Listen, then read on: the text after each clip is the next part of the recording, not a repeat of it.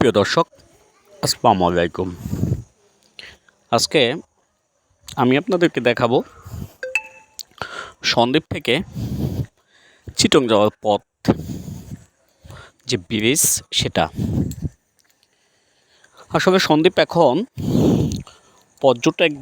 পর্যটকদের খুব স্বপ্নের একটা রাজ্য হয়ে গেছে। যে পরিমাণ সন্দ্বীপে এখন পর্যটক দেখা যায়, এটা আজ থেকে 5 বছর আগেও অকল্পনিক ছিল। আমাদের জীবনযাত্রার মান মনে হয় অনেকখানি বেড়ে গেছে, বিশেষ করে সন্দ্বীপে ফেরি আসার পরে। দর্শক, এই যে দেখুন কি সৌন্দর্য! এই ব্রিজ, মোটর সাইকেলে আমরা এখন স্পিড বোটের দিকে যাচ্ছি। চারিদিকে সৌন্দর্যের হাতছানি। চারিদিকে সবুজ এবং ব্রিজটা খুব নান্দনিক। আজকের আকাশ খুব উজ্জ্বল,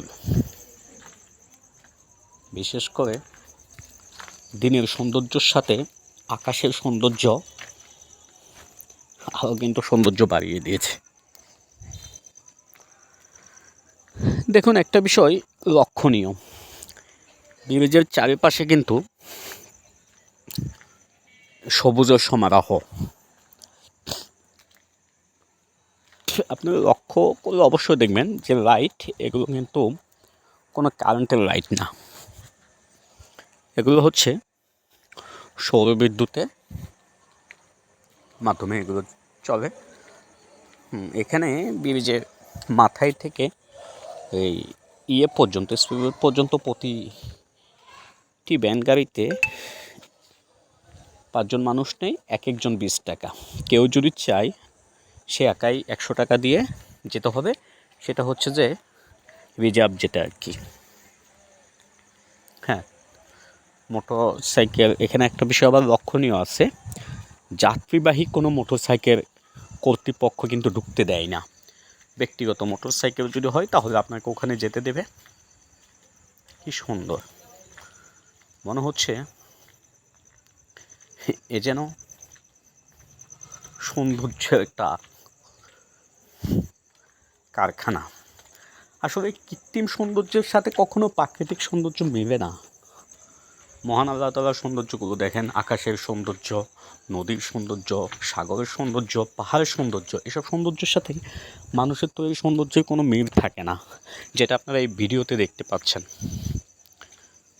যাক, সবাইকে অনুরোধ থাকবে আমার এই চ্যানেলটি সাবস্ক্রাইব করে পাশে থাকুন এবং লাইক এবং কমেন্ট করে জানিয়ে দেন আপনারা কেমন ভিডিও দেখতে চান। আমি অবশ্যই সন্দ্বীপে ভিডিও আপনাদেরকে দেখানোর চেষ্টা করি, সন্দ্বীপের বিভিন্ন জায়গা আমার ভিডিওতে তুলে ধরার চেষ্টা করি। এটুকুই। ধন্যবাদ সবাইকে।